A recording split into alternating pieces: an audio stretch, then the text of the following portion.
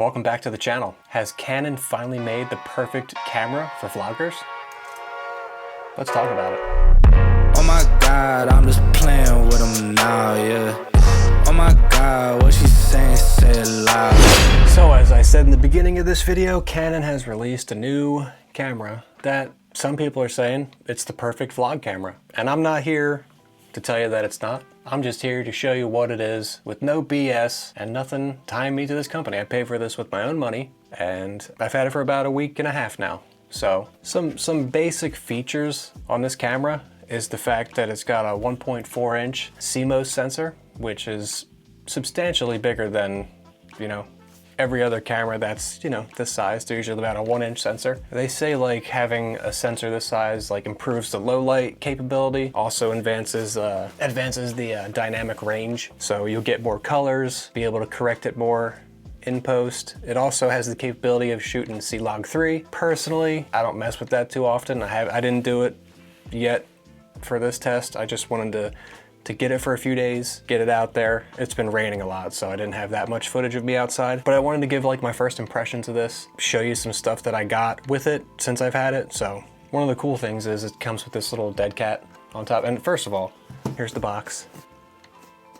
I hope you're focused on that. I was going to do an unboxing for this video, but I ended up just doing it as like a short because as I was unboxing it, it basically just comes with the camera itself, the dead cat for up top, the battery, and like the hand strap so you don't drop it. I don't usually use those things, but it came with it and that's pretty much it. Not even a USB cable to charge it. So that's interesting.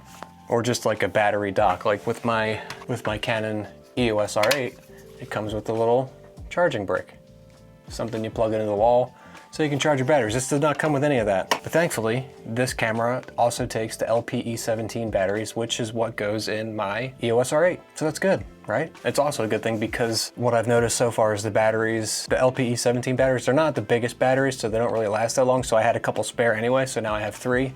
So that's good if I want to shoot all day. If you're out traveling, you're gonna be shooting quite a bit. Apparently the runtime on this is about an hour. If you were to shoot in 4K 30 or whatever, I shoot 4K 24, but still you're gonna get about an hour of continuous shooting. It's got the standard stuff. It's got a 22.3 megapixel sensor in it for still photos. But I mean, when you get something like this, when they market it specifically for people who make video and content creators, you're not gonna be taking a lot of still images with this. It does do the job and it's okay, but I compare it to like my iPhone 16 Pro Max. It's probably gonna be similar quality. But the video on this looks pretty good from what I've seen so far. Let's see. The microphones on it sound pretty good. I'm just gonna roll some clips of what I got from the week that I had it so far. I mean, you can watch 1,000, spec videos, and the things that I hate about that is no one ever shows you what it actually looks like. So I'm gonna start you from my first shots up until I started getting a little more familiar with the camera, and we'll go from there. But I just wanted to film the intro and get the video set up. So I'm gonna roll some clips. I'll come back and talk at you some more, and then we'll be done. All right, now roll the footage, future me. Well, alrighty, here's the first video on the new Canon Powershot V1. I mean, I like how wide it looks, but I'm still getting used to it. I don't know how good the exposure is right now. It's set to like auto ISO. Yeah, I don't know. I don't know how we're feeling yet. Like, why does the aperture change from 2.8 to 3.4? I don't know. Whoa.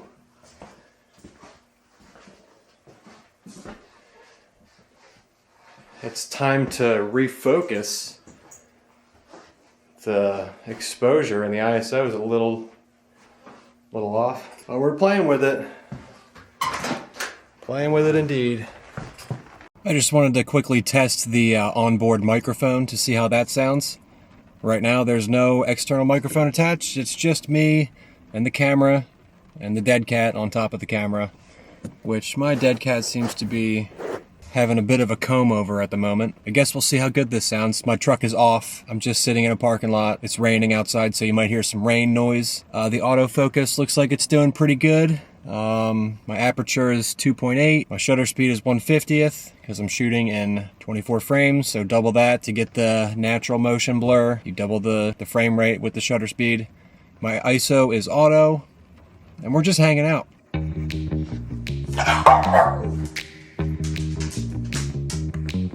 What's your problem?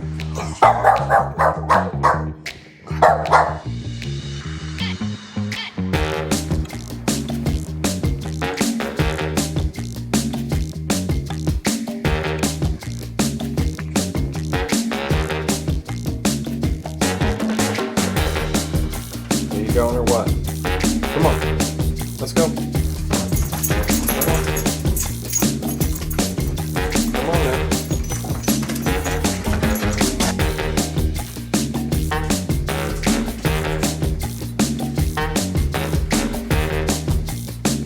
What'd you even do outside? Jamming?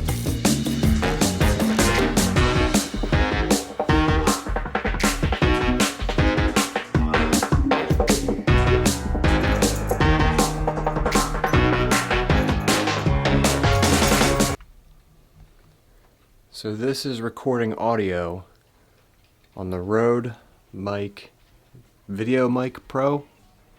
I think that's what it's called. I don't remember. I've had it for so long. But it's set to auto, so I want to know how that sounds. If it sounds good or if it sounds like cheeks. So I don't know. Let me know, I guess, right? I'll let myself know. Don't worry about it. Go. Mean wife. No, I'm not. Mr. Saucy.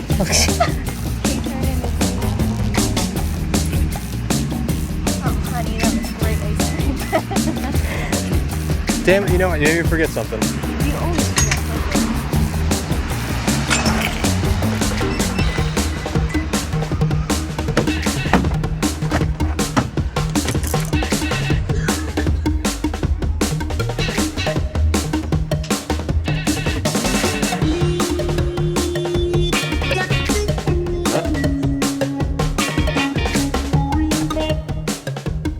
Oh, there's some new stuff. You don't need a cute, unique stool with a washing machine. Yeah, I do. No, you don't. I do. I can't buy a new one. Why not? I gotta buy a used one. Here we are again, back in the truck. Just testing out some features on the camera. Right now I got a external microphone on here. The Rode Video Mic Pro, I think it is. And the thing that I like about it is the autofocus on this camera does not make much noise. And the problem that I always had with using it like a shotgun mic or an onboard mic is that you always heard the autofocus motor. And that drives me nuts when I'm editing it and I just hear like the click, click, click, click. I hate it. But this doesn't have that, so that's good, right? So I can get real close. Back up, you're not gonna hear the searching of the autofocus, which is a huge win because I love not having to wear anything on me, and I've been so used to just using, you know, like a lav mic or something. And I feel like these microphones, they're so much bigger and they can capture like a depth in the audio that you miss a lot with the lav mics, but you know, it's no big deal, right? It's not a big deal. It's whatever, dude. And I looked at some of this footage last night when I got home, and it looks good. I was seeing like a lot of people's videos where they're shooting with this and it did not look good. Like, I don't know what they were using, like what settings they were using. I feel like they were just putting it in like auto mode and just doing it that way. I don't agree with that. The only thing that sucks, I found out with this, is the focus ring or the control ring where the lens is. You can't set it to manual focus in manual mode. In manual mode, it only gives you the option to do the aperture or the shutter speed. And you feel like in manual mode, you would have all of the control, but you have to put it in like C1 or those other custom profiles to get access to manual focus. It seems strange to me. Maybe that's a firmware thing. Maybe they're gonna address that, but I always shoot in manual mode. It just looks better. I feel like I have more control because you can set your ISO, you can set your shutter speed, your aperture. It's all just there. I don't know, my wife's calling me. Hello? Can you pick me up? Yeah, I didn't know if you were done or not. You didn't text me. Huh? I'll be there in a minute. Alright. Hello, bye. Gotta go. All right, so this is day 2, full day. Well, it's not gonna be a full day, but it's my second full day of owning this camera, taking it places, I'm using it for filming. I'm just basically testing it out and seeing what it's all about. Right now I'm about to head up to Best Buy to return a controller that I have because it's chalked. And I tend to make these things not work anymore after about a year's use. So we're going to exchange it and then we're coming back home. So not a huge day, still kind of crappy outside, so there's not much going on. Come along for the ride, dude.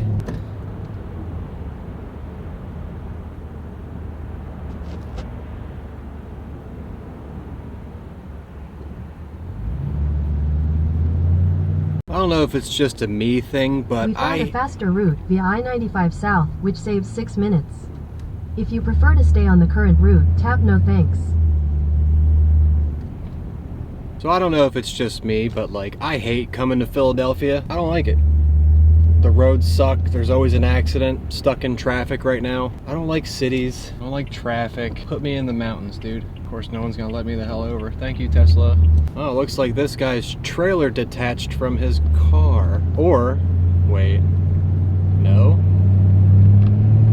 That was weird. There was like a police vehicle, and it had a trailer on the back of it.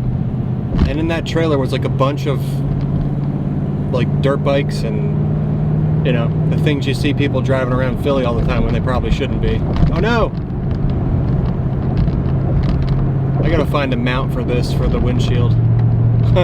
The sun finally came out, so I thought I'd film a little bit outside. I'm at this Best Buy. It looks like it's from 1975 though. Kind of strange. I feel like I'm in a different time period.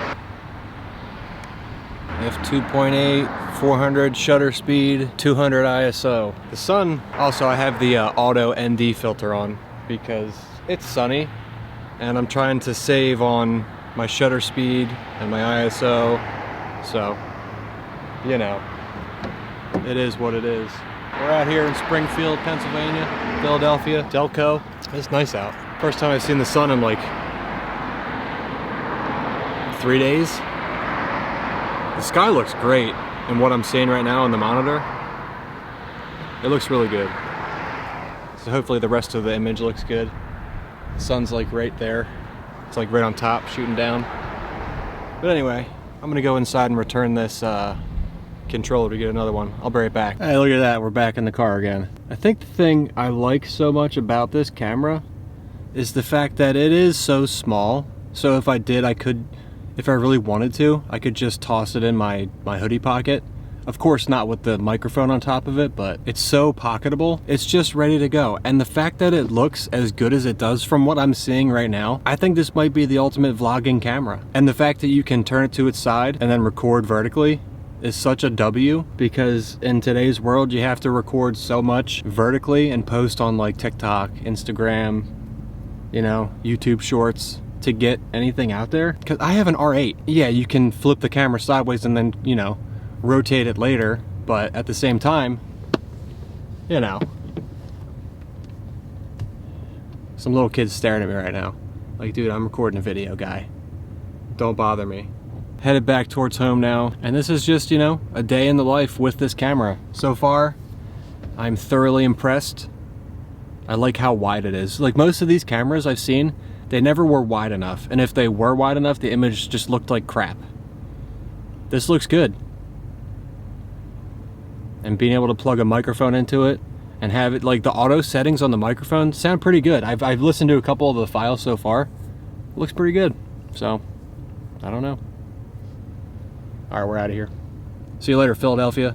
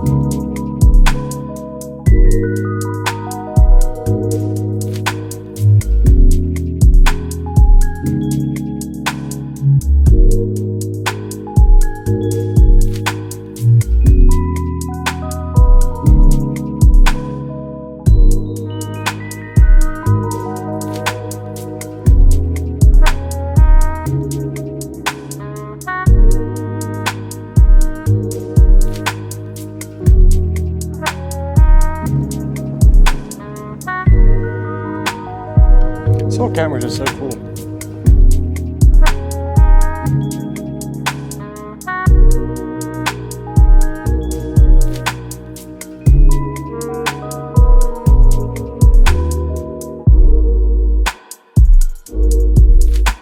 What would you do if you just saw somebody jump off the bridge? I don't know. Correct answer is pull out my camera and start recording while I call 911. Oh my god, someone jumped off the bridge. Gotta get clicks, dude, while saving someone's life.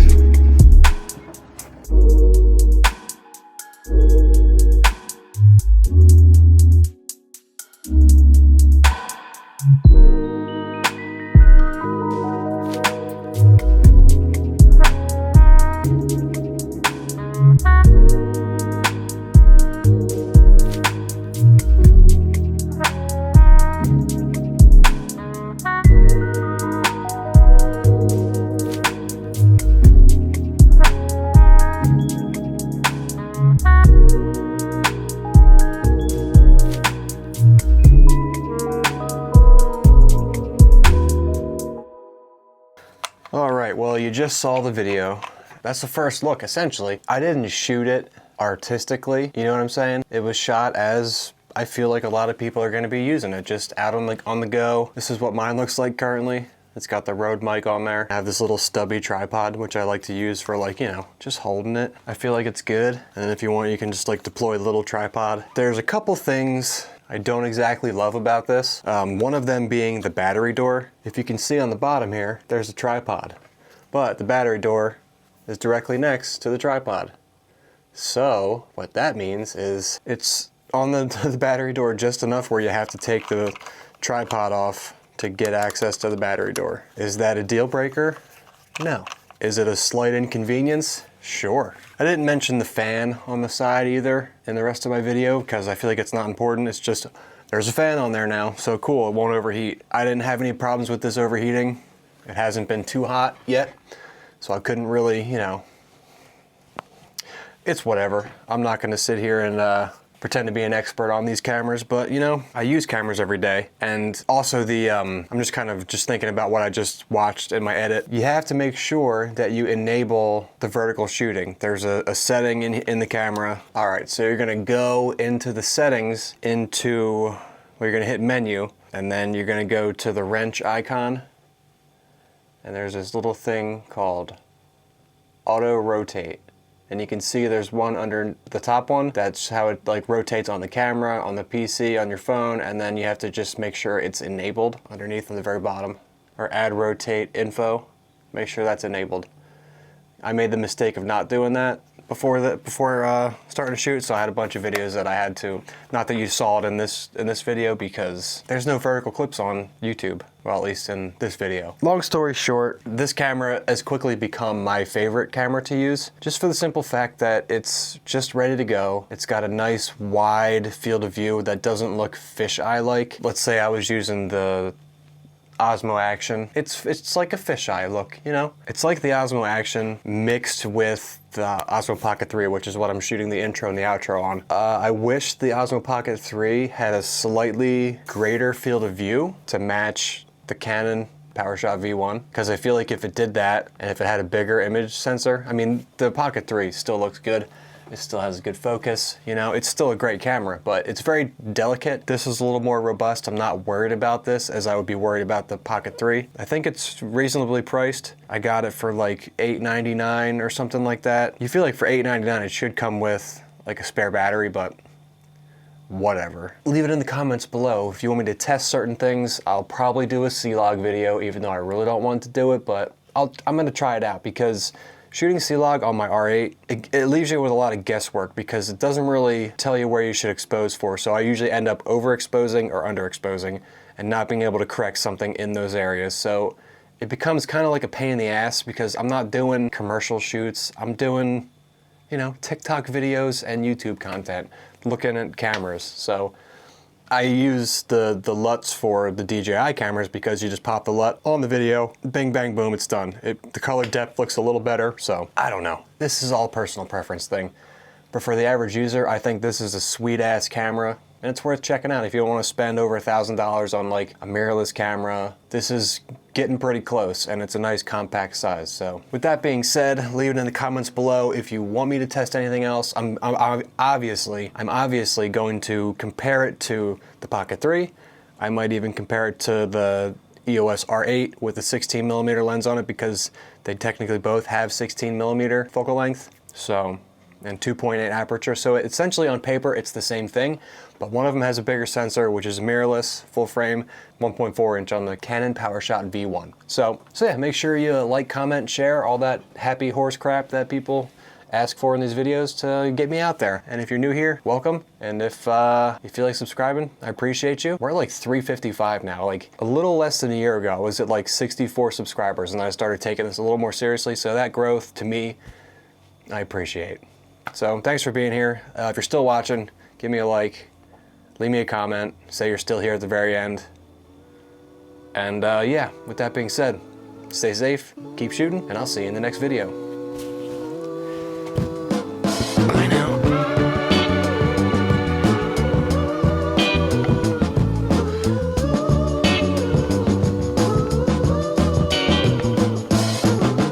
.4 on the Canon Powershot V1. Canon Powershot V1. So